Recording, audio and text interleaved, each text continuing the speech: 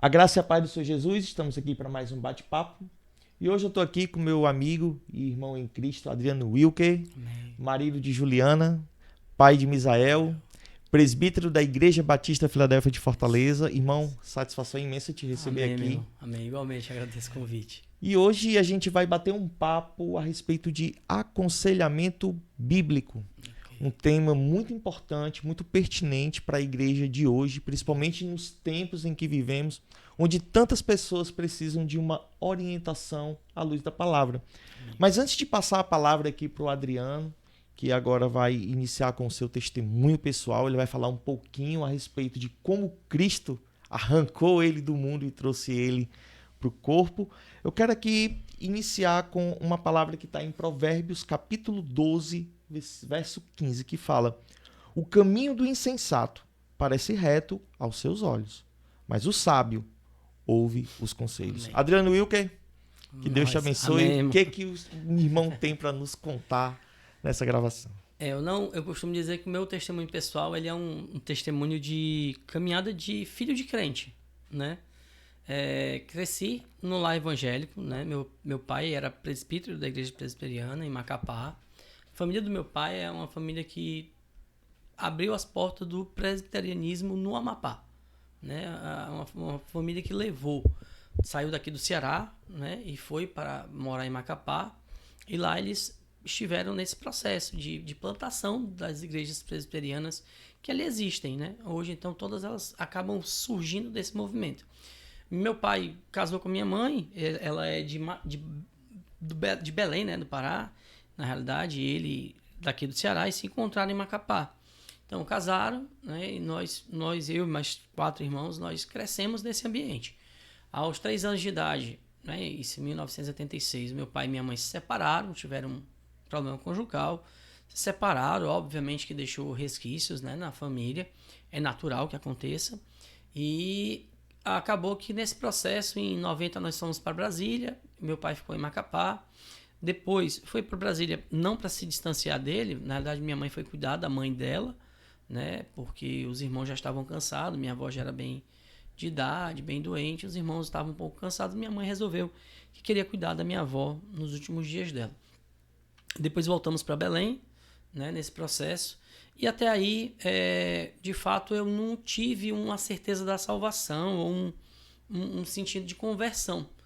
Aos 12 anos, mais ou menos, 10 para 12 anos, eu não acredito que foi nessa faixa, eu, sempre muito atento, ficava com vontade de tomar ceia, né, na Igreja Batista de Tapajós, lá em Belém do Pará.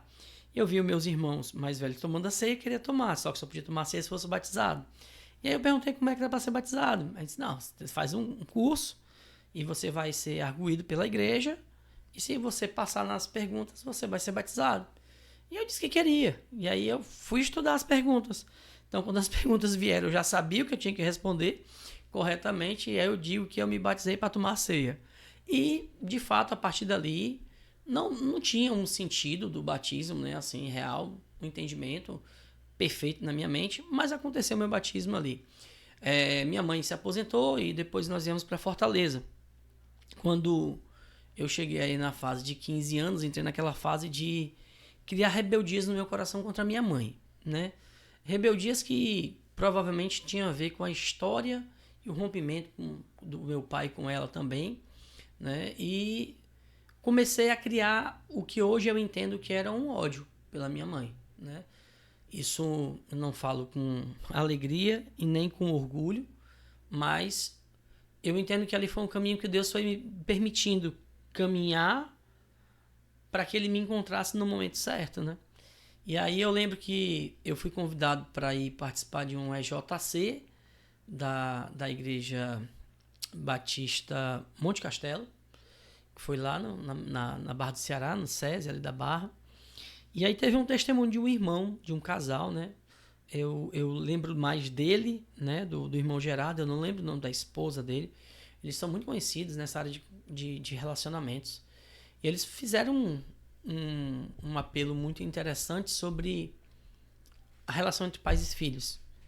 E aquele dia dali, ele disse assim, olha, eu vou pedir para você que você, quando chegar em casa, você dê um beijo na sua mãe, um abraço e diga que a ama. Só que não era o que eu queria dizer para ela, né? Não era o que eu queria dizer para ela. E aí eu fui para casa, então, e quando eu cheguei em casa eu fico aquele negócio me incomodando. Assim, poxa, eu tô naquele projeto lá, o irmão Gerardo pediu pra gente fazer isso, e eu fiquei com aquilo na cabeça. E eu resolvi, então, obedecer ali o que ele tinha pedido, né? E ali foi um momento de quebrantamento muito grande para mim, porque quando eu abracei minha mãe, não tinha muito esse perfil de ficar abraçando. Minha mãe não tinha... como, apesar de não gostar muito do livro na sequência, mas a interpretação que ele faz das chamadas 5 linguagens do amor, né, o Gary Chapman, apesar de não gostar como ele termina esse processo, mas a introdução é muito legal, eu gosto de perceber que minha mãe ela tinha uma forma de amar diferente. A minha mãe, da minha, não diferente dos outros, da minha. A minha forma de amar é mais tanto o serviço, né, quanto falar para a pessoa eu te amo. Então eu digo muito para minha esposa, eu digo muito para o meu filho isso, né? Eu sou muito assim. Minha mãe não, minha mãe era assim. Como é que ela demonstrava o amor dela? Ela ia fazer um frango. Os 3 filhos vão almoçar em casa. Então o Adriano gosta do frango frito. Ela fazia o frango frito. O Alex gostava do frango cozido. Ela ia fazer o frango cozido. O Alan gostava dele empanado. Ela ia fazer ele empanado. Então ela se preocupava em fazer e agradar os 3. E isso era a maneira dela de dizer assim, eu te amo. Eu não entendia isso, né? Muito novo, muito imaturo. E aí eu abracei minha mãe. E aí quando eu abracei, ela me devolve o abraço, né? E quando eu abraço, ela disse assim, eu te amo, mãe. E aí ela retribui, e aí o coração quebrou, né? Naquela hora ali. E aí eu continuei indo pro JC, mas foi mais um dia inteiro de palestras. E eu, no final, essa carta eu tenho até hoje, uma carta que ela escreve para mim, né? Me emociono muito porque foi importante. E aí, quando eu peguei a carta lá no final da JC e comecei a ler, eu disse assim, meu Deus, eu achava que minha mãe não me amava e que tolice do meu coração. E aí, logo depois disso, eu precisei fazer uma cirurgia de mastite, né? Apareceram umas inflamações na glândula do peito e o médico disse, olha, a gente precisa tirar e você vai ficar mais de mês parado dentro de casa. E eu era muito ligado aos meus amigos. E aí eu digo que aí Cristo fechou a minha conversão, né? Para alguns pode parecer besteira, mas para mim foi a forma como Cristo se anunciou para mim. Eu gosto de ver Cristo como meu amigo. Porque durante esse 1 mês, os amigos que eu criei e dizia que se importavam comigo, mais do que a minha família, nenhum foi me visitar, cara. E aí, toda vez que eu entrava em pânico, assim, de tristeza, o meu irmão, que não é o mais velho, né? É o segundo mais velho na escalada, morava com a gente ainda. Eu tenho como um pai para mim, né? Assim, nesse processo de ensinamento, de exortação, que é o Alex, que é pastor também. Ele me puxava e disse, olha, vamos aqui para a Bíblia, vamos pensar sobre isso e tal.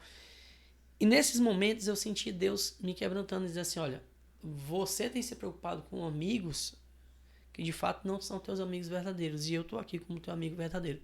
E eu comecei a enxergar ali Cristo como meu amigo verdadeiro, eu comecei a entender os pecados no meu coração, eu comecei a entender por que eu era distante de Deus.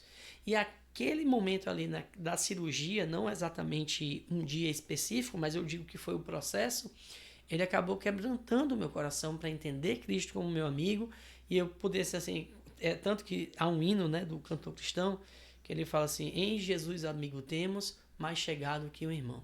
Ele manda que levemos tudo a Cristo em oração. E esse louvor do cantor cristão, um cantor que me leva muito a lembrar assim, esse momento, né, de assim, poxa, Cristo se revelou a mim como meu amigo e esse amigo que deu a sua vida por mim.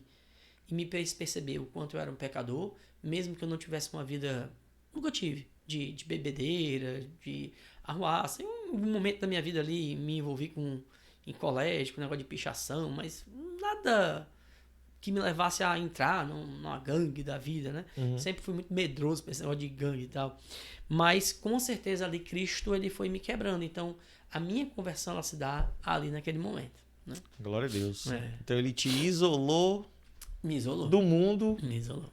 Antes de te retirar do mundo, né? E o que é mais interessante, porque com 13 para 14 anos, Olha só que loucura. Daí vai entrar a Juliana na história. A Juliana é irmã de um grande amigo meu. Lembrando que Juliana é a sua minha atual esposa, né? Isso. E o Felipe, que é o irmão dela, fez parte de um grupo que eu criei. Meu irmão mais velho, Ayrton Williams, ele disse assim, Adriano, faz um grupo de estudo em casa, chama teus amigos, faz um discipulado com eles. Sendo que nem convertido eu era, né? Porque eu vim entender a minha conversão mais à frente, 5 anos depois. E desse grupo de discipulados, eu juntava no apartamento lá de casa, a dia de terça-feira à noite era o nosso encontro. Aproximadamente 14 adolescentes e amigos, entre homens e mulheres, e entre eles estava o Felipe, que aí ele vem para a minha igreja participar, né? E aí ele vindo, a família veio, eu fui me aproximando da família. Depois de muito tempo, né? Acabei me envolvendo com a Juliana sentimentalmente, até que casamos, mas surge daí. Então, por que eu trouxe à tona esse ponto? Lembrando, né? Eu me converto com 18 anos, mas aos 13 eu dava estudo de discipulado, porque eu tinha o conhecimento, mas aquele conhecimento não fazia parte do meu coração. Mas eu sabia explicar muito bem o plano de salvação, eu fazia isso muito bem. Modéstia à parte, porque eu gostava de estudar isso. Mas isso não estava no meu coração de fato. Então, o Cristo me preparou, mas me trouxe para a salvação realmente com 18 anos. Inconscientemente, você já estava sendo impulsionado para o chamado, né? Sim. Tremendo. Sim. E assim, percebe-se que você sempre gostou de receber os irmãos em casa, né? Sim, era o costume da minha família. Assim, pode parecer para você assim, estranho, porque isso aconteceu até os 3 anos de idade. Mas eu tenho memórias, isso é tão importante para mim, que eu tenho memórias que todo domingo, quando a gente ainda estava reunido como família, era muito comum minha mãe chamar 3, 4 famílias, a casa lá era muito grande, para ir almoçar depois da EBD. A presbiteriana tem um culto matinal e a EBD de manhã e o culto à noite de adoração. Né? Geralmente, não sei se mudou, né? Faz tempo que eu saí da presbiteriana. Mas todo domingo tinha gente em casa. Então, eu venho desse berço. E a minha mãe cultivou isso mesmo depois que meu pai saiu de casa, né? Depois que eles se separaram, eu não vou usar o termo que ele saiu de casa, que eles se separaram, né? E ela continuou cultivando. Então a gente tinha muito esse ponto. Em Belém, a gente morava numa casa que era alugada, tinha uma piscina. Final de semana, todos os finais de semana, a gente tinha jovens lá em casa para fazer churrasco. Daí eu gosto de fazer churrasco, né? Que você sabe que eu tenho. E esse envolvimento. Então, a gente sempre aprendeu a receber pessoas, né? E minha mãe sempre me tem noção assim, ó, não interessa se a casa tá linda ou maravilhosa. O importante é que você receba as pessoas bem. E, enfim, então eu acho que eu criei muito isso desse lance da mamãe. É o dom da hospitalidade, né? A hospitalidade cristã. É isso mesmo. Amém. Glória a Deus.